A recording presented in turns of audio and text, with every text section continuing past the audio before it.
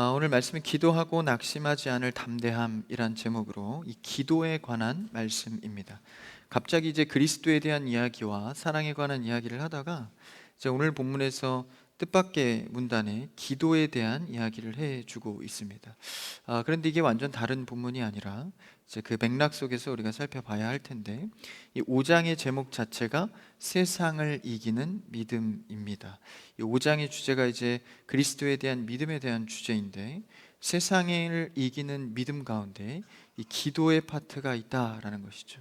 이 밤 기도할 때 세상을 이기는 믿음으로 기도하는 여러분 되기를 축복합니다. 그 속에 기도의 개념이 들어와 있다라는 겁니다. 이 기도의 내용을 살피기 전에 우리가 기도에 대한 짧은 이 개념을 좀 알아야 하는데, 기본적으로 기도는 하나님을 위해서 하는 것이 아닙니다. 기도는 나를 위해서 하는 것입니다. 다시 말하면 하나님은 우리 기도가 그렇게 필요하시진 않습니다. 왜냐하면 하나님은 우리의 기도가 없어도 일하실 수 있는 분이시기 때문입니다. 그럼 기도라는 이 예수님도 기도하신 이 기도라는 항목을 우리에게 왜 주셨을까? 기도는 하나님과 가까이 둘 수 있는 성도의 최고의 은혜이자 복입니다. 그래서 성도의 실천 요소 중에 가장 중요한 것이 예배와 기도라고 할 수 있습니다.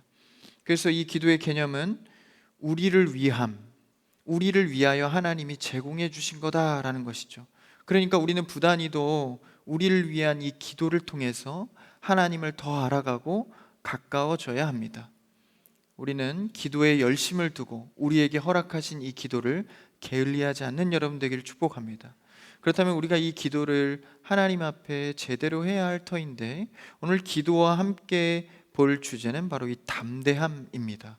우리가 신앙생활을 하면서 이렇게 위축이 되거나 두려울 때가 많습니다. 그런데 우리가 기도라는 제목 앞에 섰을 때는 이 담대함이라는 주제를 우리가 생각해 볼 수 있습니다. 그 내용을 한번 살펴보기 원하는데, 오늘 첫 절을 한번 읽어볼까요? 14절입니다. 시작. 그를 향하여 우리가 가진 바 담대함이 이것이니 그의 뜻대로 무엇을 구하면 들으심이라. 14절 내용에 다 나와 있죠. 그를 향하여 우리가 가진 바 담대함, 우리가 하나님 앞에 그리고 세상을 살면서 담대할 수 있는 것은 이것이다. 그러면서 그의 뜻대로 무엇을 구하면, 기도이죠. 기도에 대한 문제입니다. 예수 그리스도에 대한 믿음과 또 이단에 대한 변증적인 부분을 계속 다루다가 갑자기 기도에 대한 메시지를 전하고 있죠. 이 저자의 의도가 분명히 있을 것입니다. 14절을 보시면 우리가 담대한 이유가 있다, 담대할 수밖에 없는 이유가 있다. 그것은 우리가 기도할 수 있기 때문이다. 그리고 또한 이 기도를 들으신다라는 것이죠. 오늘 이 밤 기도하는 이 모든 기도의 제목이 하나님께서 듣는 기도 되기를 축복합니다. 우리가 기도할 때 담대해야 할 그럴 만한 이유가 있는 것은 하나님께서 우리의 기도를 듣고 계시기 때문이다라는 것이죠. 그러면 우리가 그러면 용기 있게 담대하게 기도하면 되겠구나, 이렇게 단순 명제로 접근하면 좀 위험할 수 있습니다. 왜냐하면 무조건 붙이시듯이 이제 내가 그냥 용감하게 그냥 뭐 기도의 제목도 살피지 않고 막 하면 되는 것인가? 또 그런 것만은 아닙니다. 왜냐하면 예수님께서 기도하신 모본이 있고 또 기도하신 형태가 있고 또 심지어는 우리에게 이렇게 기도하라 라고 하면서 직접 알려주셨기 때문입니다. 그렇다는 것은 기도엔 방법이 있고 원리가 있다라는 것이죠. 그래서 우리가 기도할 때 담대할 수 있는 이유가 무엇인가를 좀 생각해 볼 필요가 있습니다. 기도할 때 우리가 담대히 하나님께 나아갈 수 있는 이유는 바로 하나님과의 관계가 있기 때문입니다. 그래서 우리는 하나님께 기도할 때 이 관계에 대한 인식을 명확히 할 필요가 있습니다. 이 성경에는 많은 가정을 예시로 이렇게 많은 메시지를 전하는데, 부부 관계라든지 자녀 관계라든지, 그래서 하나님을 우리가 관계할 때도 아버지와 자녀라는 관계로 하나님이 허락해 주셨습니다. 육신의 아들도요, 이 아버지께 뭔가 요구하거나 기도하듯이 달려고 할 때는 어떻게 하죠? 갈취하듯이 맡겨놓은 것 같이 달라고 하잖아요. 저 이게 필요합니다. 또 어린아이들도 그렇죠. 나 이거 사줘. 그럼 이제 부모가 뭐라고 하죠? 네가 나한테 뭘 했는데? 라고 하는 부모는 있을 수도 있겠지만 교육 차원에서 그렇지 그것이 이제 진짜는 아닐 것입니다. 그러니까 자녀가 부모에게 뭔가를 원할 때는 맡겨놓은 듯이 그냥 달라고 해요. 어떤 조건이나 이유가 없습니다. 왜냐하면 관계 인식이 있기 때문입니다. 만약 별로 알지 못하는 사람에게 가서 저 이거 주세요 라고 하면 주지 않을 뿐더러 굉장히 황당해 하겠죠. 그것이 관계에 대한 인식일 터인데 반대도 마찬가지입니다. 부모 입장에서도 뭔가 달라고 요구하는 자녀가 이게 황당하거나 밉지 않습니다. 내 자녀니까 당연히 어떻게 좋은 것을 줄까를 고민하게 되는 것이죠. 이것이 바로 부모와 자녀의 관계라는 것입니다. 그렇다면 이 담대함의 기초적인 조건은 나의 용기 있는 자세, 내가 얼마나 신앙적으로 열심히 했는지 조건이 아니라 기도의 담대함은 관계다라는 것입니다. 오늘 이 밤 하나님의 관계가 자녀와 아버지로서 정확하게 부르짖는 여러분 되길 축복합니다. 우리가 하나님 앞에 기도할 때 담대해야 하는데, 다시 말하면 하나님이 누구이시고 어떤 분이시며 내가 하나님의 자녀다라는 인식이 명확해야 한다는 것입니다. 그 명확한 기도 속에서 우리는 아버지라고 기도를 하게 되는 것이죠. 그러니까 단순히 그냥 하나님 아버지라고 부르네, 나도 해봐야지가 아니라 내 인식 속에 정말 아버지라 부를 수 있는 기도의 담대함이 필요하다라는 것입니다. 여러분, 하나님을 어떻게 인식하고 계십니까? 나와 조금 거리가 있어서 위대한 신, 그냥 내가 칭송하고 추앙하는 정도? 그것이 아니라 내 삶에 관계되어서 하나님이 나에게 무슨 일을 하셨고 나의 관계가 어떻게 성립되어 있는지를 우리는 날마다 은혜 가운데 인식해야 합니다. 아버지로서의 하나님, 자녀로서의 성도, 이 관계가 오늘 14절에 나오는 담대함을 줄 수 있는 것이죠. 사실 그 오늘의 내용은 13절부터 내려오는 것인데, 저번 주 본 말씀인데 한번 13절을 읽어볼까요? 성경책의 바로 윗절입니다. 시작. 내가 하나님의 아들의 이름을 믿는 너희에게 이것을 쓰는 것은 너희로 하여금 너희에게 영생이 있음을 알게 하려 함이라. 내가 하나님의 아들의 이름을 믿는 너희에게, 그러니까 그리스도를 믿는 자들에게는 영생, 구원을 허락하셨다. 근데 그 관계가 뭐죠? 영생을 준 자들은 자녀가 되는 권세를 주셨습니다.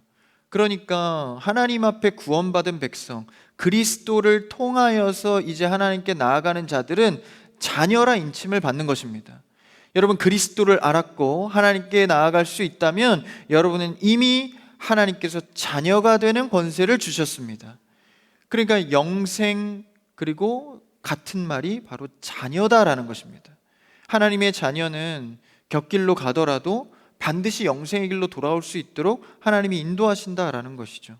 그런 관계인식을 갖고 있다면 우리가 조금 미흡해도, 우리가 조금 넘어져도, 우리가 조금 혼란스럽다 할지라도 다시 하나님의 관계 속에서 회복될 것을 기대할 수 있는 것이죠. 그것이 바로 그리스도에 속한 자들의 소망입니다. 나는 주의 자녀이기 때문에. 그래서 아버지를 떠난 탕자가 아무 가진 거를 다 탕진하고 거지꼴이 됐을 때 걱정을 하잖아요. 아버지에게 가면 난 이제 가진 것도 없으니까 아들 취급을 못 받겠구나. 그러면 내가 종살이부터 시작해서 다시 아들의 권세를 회복해야지. 이런 엉뚱한 생각을 합니다.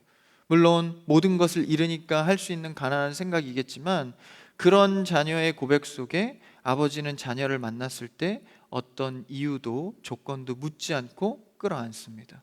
그러고 자녀의 지위를 회복해 주는 것이죠. 그래서 우리는 이 자녀라는, 영생이라는 자녀의 인식을 가질 때 아버지로서 담대하게 나아갈 수 있는 것입니다. 근데 이것이 단순히 기도만 담대히 나아가는 것이 아니라 우리의 삶과 신앙에 담대함을 준다라는 것입니다. 조금 내 마음이 흔들리고 의심되고 어려울 때 그래도 나에겐 내 아버지가 계시니, 아버지가 책임지시리라, 이런 담대함이 삶에도 자연스럽게 생겨나가는 것이죠. 그러나 우리는 이 관계를 인식하지 못하고 때로는 내 생각에 갇혀서 우상식 기도를 할 때가 있습니다. 우상식 기도는 어떤 기도일까요? 그냥 기도를 열심히만 하면, 내가 기도의 분량을 어느 정도 많이 채우면 그것에 비례해서 복을 받을 수 있겠지.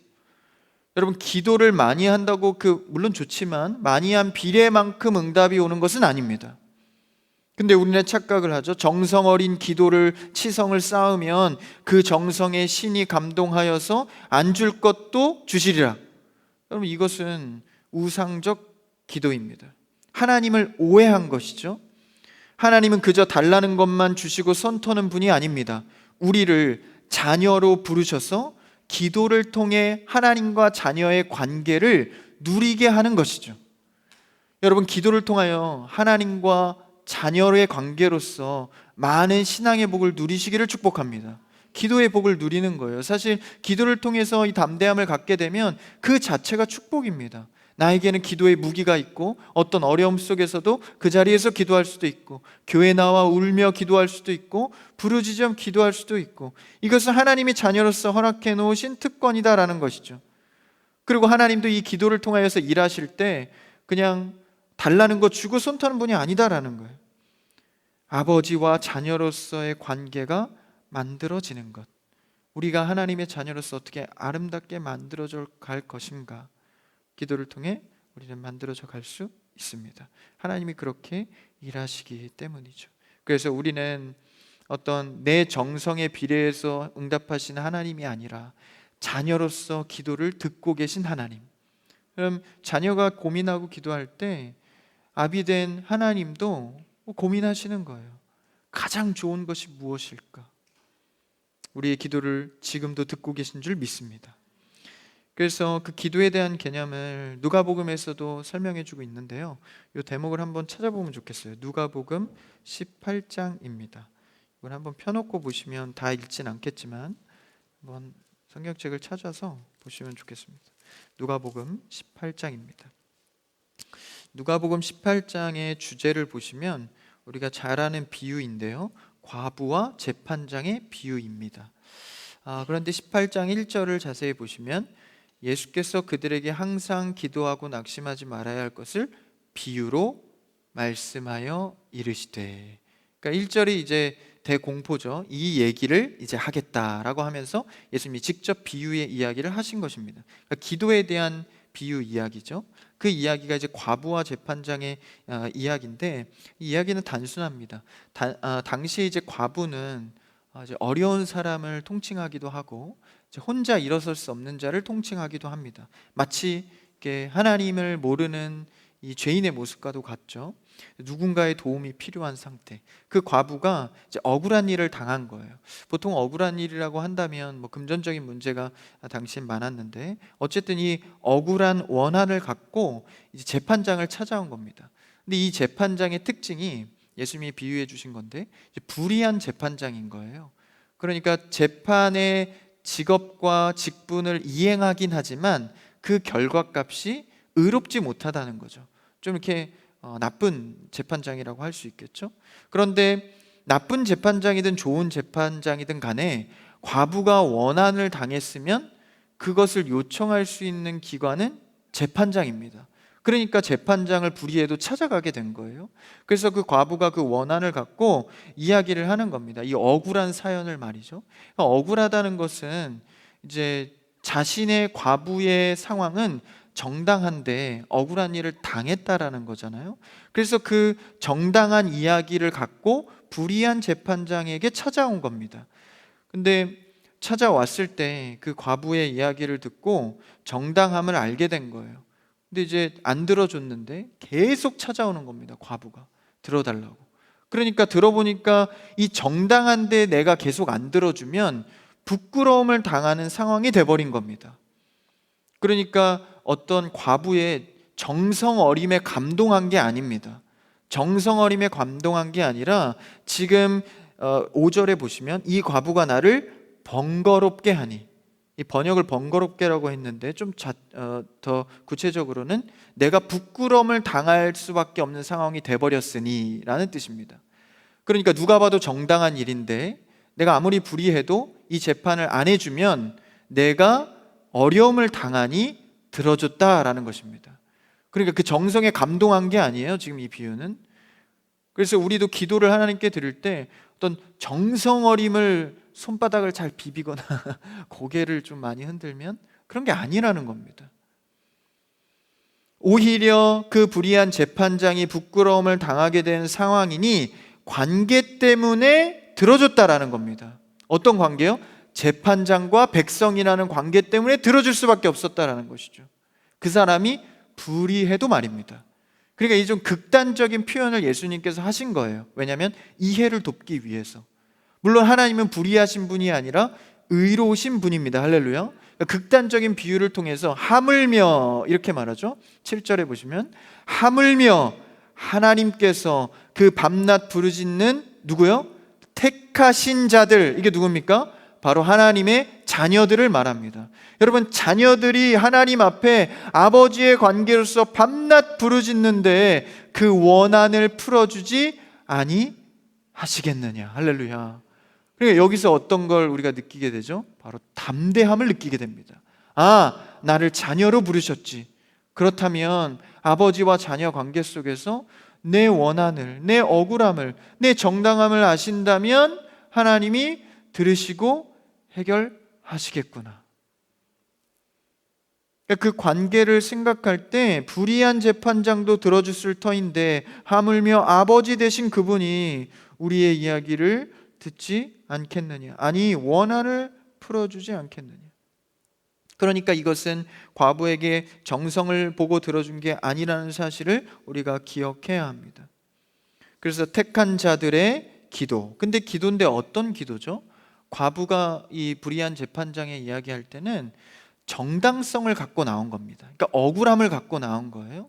그러니까 하나님 앞에 정당한 기도, 하늘의 뜻에 맞는 정당한 기도, 자녀로서 알맞는 기도.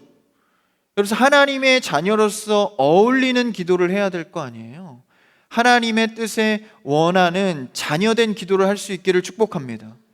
여러분, 부모가 자녀가 아직 어린 자녀가 돈을 많이 달라고 한다거나 재산을 떼달라 그런다거나 아직 미성년자인데 그런 무리한 요구를 할 때 아버지가 다 들어주시나요?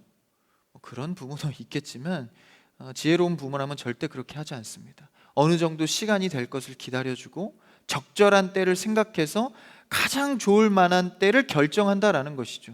하나님도 우리가 자녀로 부름을 받았는데, 내가 너를 책임지려고 하나님의 백성으로 부름 받았는데 그거에 걸맞는 기도를 하기 원한다라는 겁니다. 그래서 우리의 신앙은 늘 바울의 고백처럼 자라가야 하는 것이죠. 여러분, 기도도 하나님의 자녀답게 자라가는 여러분 되기를 축복합니다. 그래서 기도의 제목도 성숙해져야 합니다. 처음에는 내 위주 기도를 많이 하죠. 나 이거 해주세요. 이거 잘못된 건 아닙니다. 열심히 많이 구하십시오. 그러나 거기에 머물지 않고 하나님의 계획을 보게 되면 기도의 수정도 일어나죠. 또 나를 넘어서 가정을 위해, 또 영혼을 위해, 믿지 않는 자들 위해, 세계 열방을 위해 기도하게 되는 것입니다. 그래서 이 억울한 사안에 대해서 처리해 준 재판장 같이 이 정당한 기도, 자녀다운 정당한 기도를 들을 때 그 택하신 자의 기도는 반드시 들으신다라는 것입니다. 두 가지입니다. 자녀의 인식 속에서 관계로서 부르짖고 기도하는 것과 자녀답게 하나님의 뜻에 정당한 기도를 해야 합니다. 근데 우리가 딱 정답적인 그런 기도만 어떻게 할 수 있겠습니까? 그래서 우리가 마음에 가는 대로, 동하는 대로, 또 말씀 듣고 또 떠오르는 대로, 또 내 처해진 환경에 따라 그렇게 기도를 시작하는 것이죠. 무엇이든지 구하십시오. 그러나 그 기도가 그렇게 멈춰 있지 않고 열매 맺기 위해서 하나님께서 많은 것들을 수정하시고 성숙하게 할 것입니다. 그때 우리는 뭐 해야 하죠? 순종해야 합니다. 그냥 무조건 이렇게만 응답해 주세요가 아니라 하나님의 뜻이 있는 곳에 나도 순종하기 원합니다. 이게 사실 누구 기도죠? 예수님 기도입니다. 저는 십자가가 지나가기를 원합니다. 지는 그 고통을 지고 싶지 않습니다. 그러나 내 뜻대로 하지 마시고 아버지의 뜻대로 되기를 원하나이다. 기도의 원리가 예수님의 기도에 다 숨어 있는 거죠.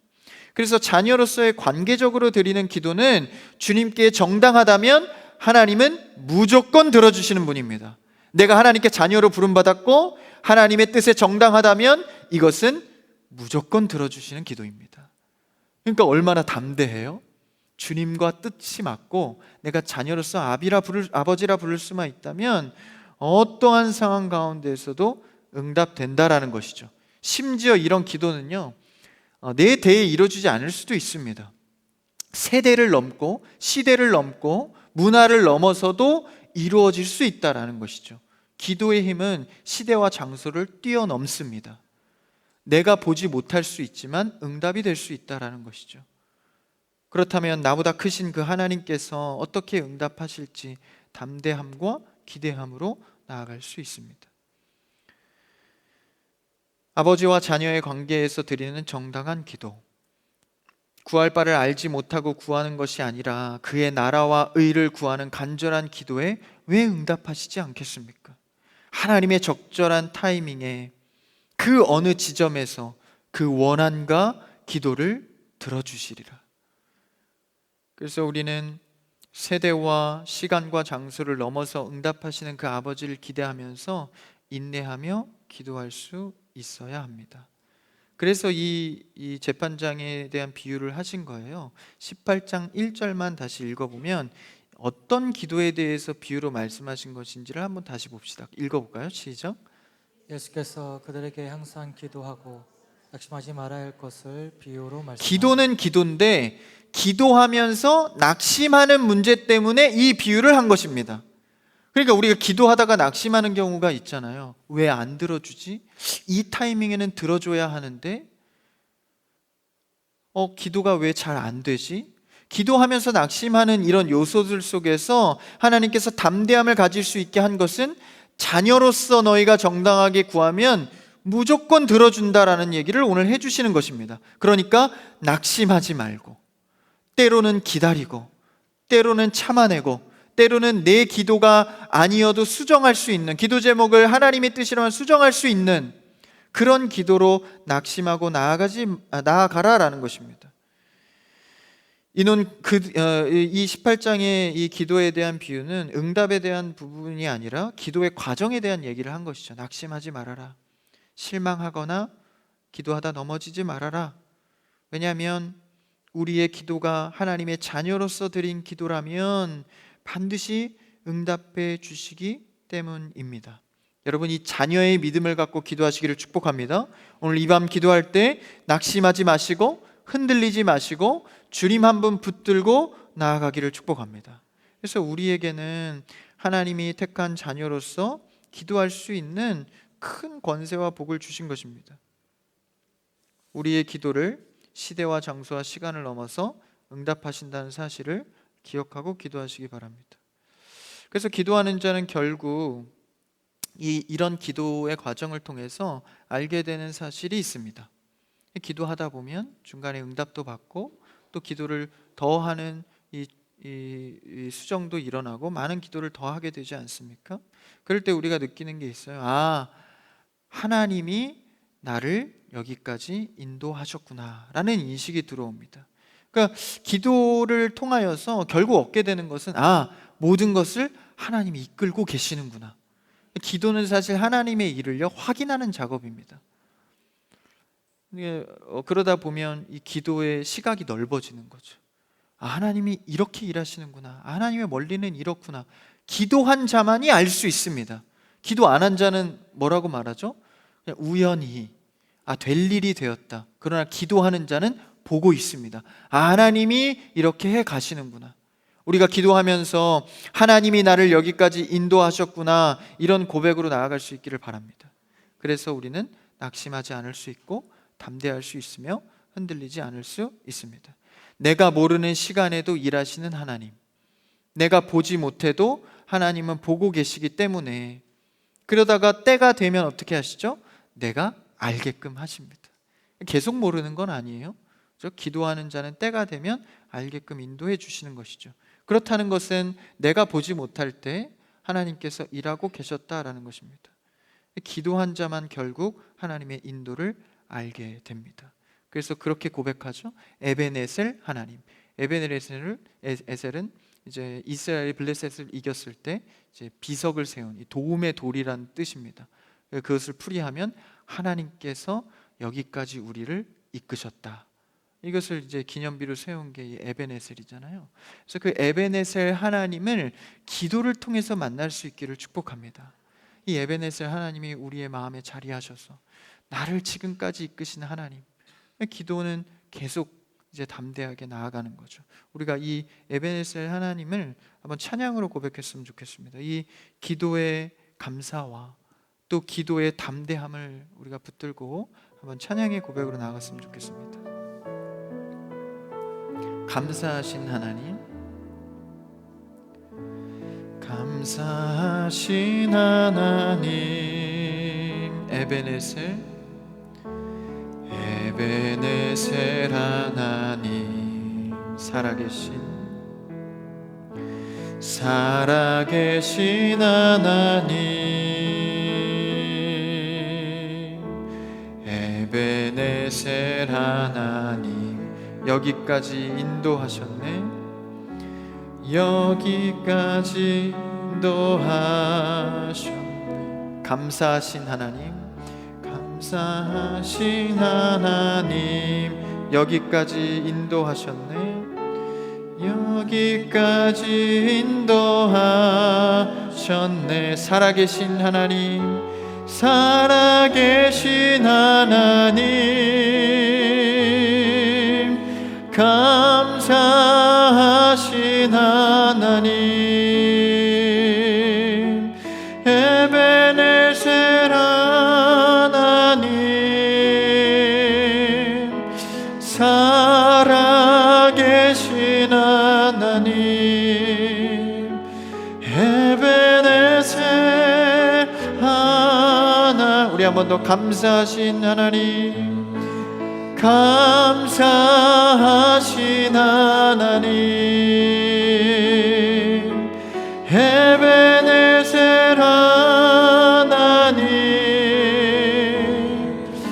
살아계신 하나님, 에벤에셀 하나님. 아멘. 우리를 여기까지 인도하신 하나님을 찬양합니다.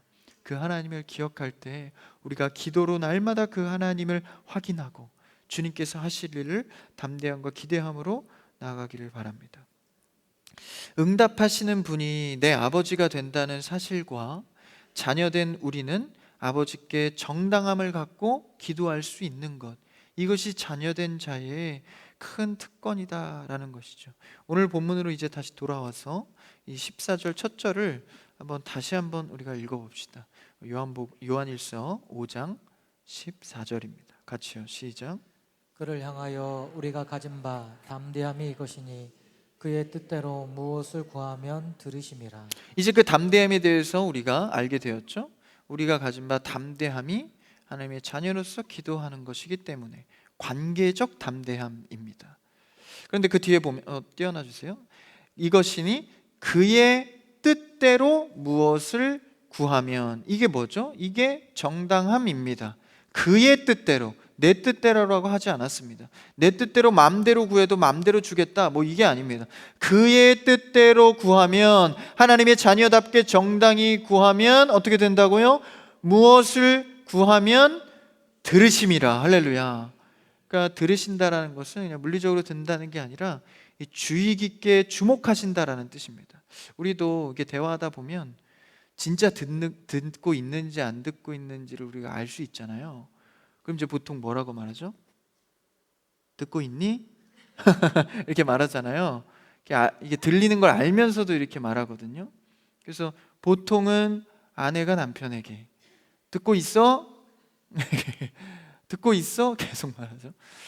듣고 있어. 하면서 이제 TV로 이렇게 TV 리모컨 이렇게 안 듣는다는 거잖아요. 안 듣는 것 같으니까 그치, 물어보는 거잖아요. 그러니까 하나님께서도 우리의 기도를 들으시는 기도가 있다라는 거예요. 예배도 마찬가지죠. 받으시는 예배가 있고 거절하는 예배가 있습니다. 여러분, 우리의 기도는 하나님이 들으시는 기도가 되기를 축복합니다. 그러기 위해서 우리가 자녀됨으로써 아버지로 나아가야 한다는 것이죠. 그래서 우리가 하나님 앞에 기도할 때 하나님이 약해지실 때가 있어요. 그렇죠? 저는 크게 두 가지라고 생각하는데, 하나는 아버지라고 부를 때, 아버지. 그래서 예수님도 이렇게 기도하라 하고 첫 소절이 뭐였죠?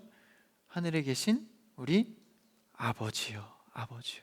이 하나님이 연약한 부분이에요. 자녀가 아버지 이렇게 부르는데, 그렇죠? 그 부름만 해도 벌써 이렇게 들으려고 귀를 기울이시는 거죠. 두 번째 생각하는 거는 제 경험입니다. 제 경험으로는 주님 나를 불쌍히 여겨주. 누가 어떻게 알았죠? 불쌍히 여겨주소서, 긍휼히 여겨주. 이게 하나님 마음이 약해지세요. 왜냐하면 우리의 구원의 조건은 아무것도 없지만 긍휼히 여기셔서 구원하셨잖아요. 그래서 우리의 기도에는 아버지 나를 불쌍히 여겨주소서 하고 이제 탁 나아가면 다 기도에 담대함이 있는 거죠. 그래서 내 뜻을 구하는 게 아니라 결국 응답을 많이 받는 기도는요, 아버지의 뜻을 잘 듣는 기도입니다. 그러니까 예배 시간이 굉장히 중요해요. 특히 금요 예배는 그 다음에 기도를 좀 길게 하다 보니까 예배 시간에 말씀 들을 때 계속 졸다가 기도할 때 번떡 떠서 이제 내가 하고 싶은 기도를 하는 거예요. 그럼 이제 하나님이 잘 안 들으시거든요. 여러분, 잘 부르짖는 기도도 중요하지만 듣는 기도 하시기를 축복합니다. 일단 하나님의 말씀과 음성을 들을 준비가 돼야죠. 말씀 잘 들으시고 또 기도도 잘하는 여러분 되길 바랍니다. 그래서 내 뜻대로 이것저것 구하는 것도 사실 괜찮습니다. 자연스러운 부분이에요. 왜냐하면 그래도 하나님이 다 또 성숙히 수정하실 거니까.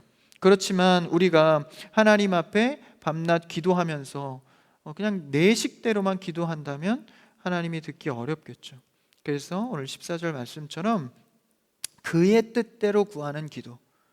그래서 우리가 구하는 기도마다 많은 응답받기를 축복합니다. 그래서 이렇게 기도하지 않는 것, 그냥 내 뜻대로 기도하거나 혹은 기도를 게을리하는 것은 사실은 기도를 안 하는 것도 게을리하는 것도 내 뜻대로 하는 기도가 됩니다. 그러니까 하나님께 제대로 된 기도를 하지 않는 것은 내 뜻대로 살겠다는 지독한 교만일지 모릅니다. 그래서 우리는 좀 힘들더라도 기도의 시간을 잊지 마시고 하루의 일과 중에 기도의 시간을 꼭 떼어서 부지런히 밤낮으로 기도하는 여러분 되기를 바랍니다. 그의 뜻대로 기도하는 비결은, 그러니까 하나님 앞에 아버지로 자녀로서 겸손히 나아가는 것입니다. 이게 참 어렵잖아요. 이렇게 또 기도를 생각하면서 하려면. 근데 또 걱정하지 말아도 되는 영역이 있어요. 우리가 로마서 8장 중요한 말씀인데, 로마서 8장 26절에서 27절. 기도의 말씀을 이렇게 막 여러 가지로 나누다 보면 기도가 좀 어렵다라고 생각이 들 때도 있습니다. 한번 이 말씀을 같이 읽어볼까요? 26, 27절까지 시작. 이와 같이 성령도 우리의 연약함을 도우시나니 우리는 마땅히 기도할 바를 알지 못하나 오직 성령이 말할 수 없는 탄식으로 우리를 위하여 친히 간구하시느니라. 마음을 살피시는 이가 성령의 생각을 아시나니 이는 성령이 하나님의 뜻대로 성도들을 위하여 간구하심이니라. 우리가 기도에 대해서 때로는 어렵고 또 배우다 보면 또 두렵고 할 때도 있습니다. 그러나 우리가 걱정하지 말 것은 성령 하나님께서 성도를 위하여서 하나님의 마음을 가장 잘 아는 성령 하나님께서 대신 간구해 준다라는 것이죠.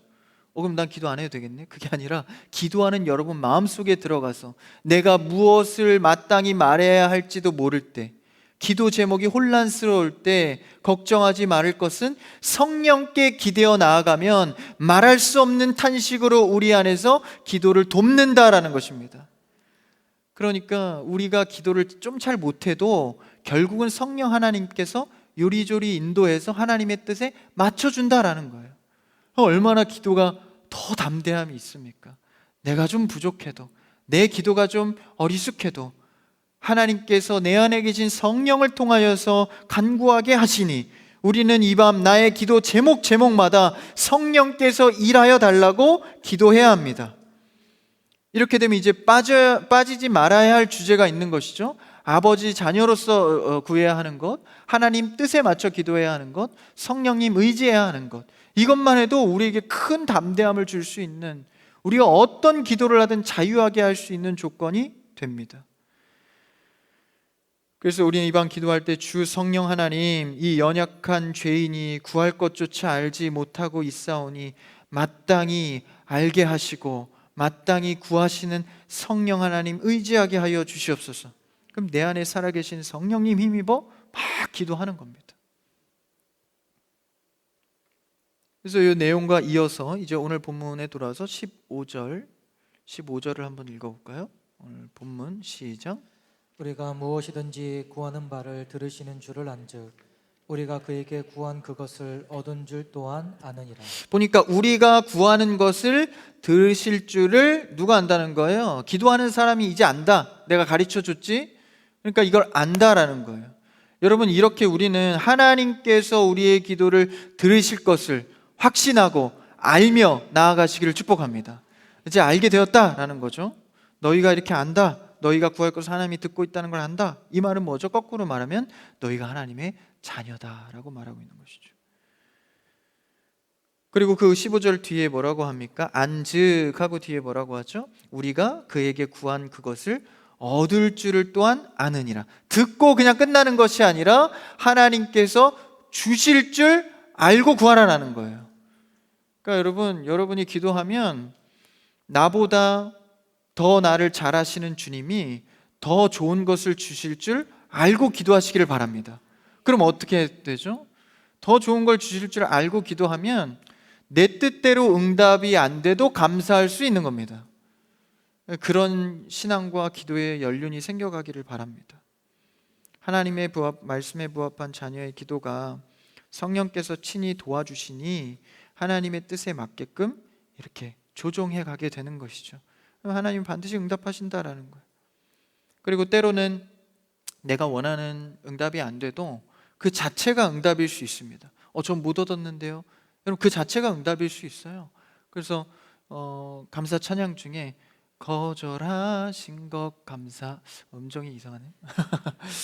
네, 신경 쓰지 마시고 그것이 응답이라는 거예요. 거절하신 것도 응답으로 생각할 수 있는 기도의 연륜. 이게 자기 암시가 아니라 하나님은 더 좋은 것을 주시기 위해서. 그러니까 나도 나를 모를 때가 있잖아요. 내가 뭘 받아야 좋은 거지? 내가 어떤 위로를 받아야 위로받을 수 있지? 그러니까 모르면서도 자꾸 구할 때가 있어요. 그때 그 답을 하나님이 응답으로 선물해 주신다라는 것이죠. 그래서 우리는 그 자체가 응답이거나 또 한 가지 경우가 있습니다. 더 기다려야 하거나. 그런데 우리는 좀 내 타이밍이 이게 아닌데 지금일 텐데 왜 움직이지 않으시지? 라고 생각할 때가 있어요.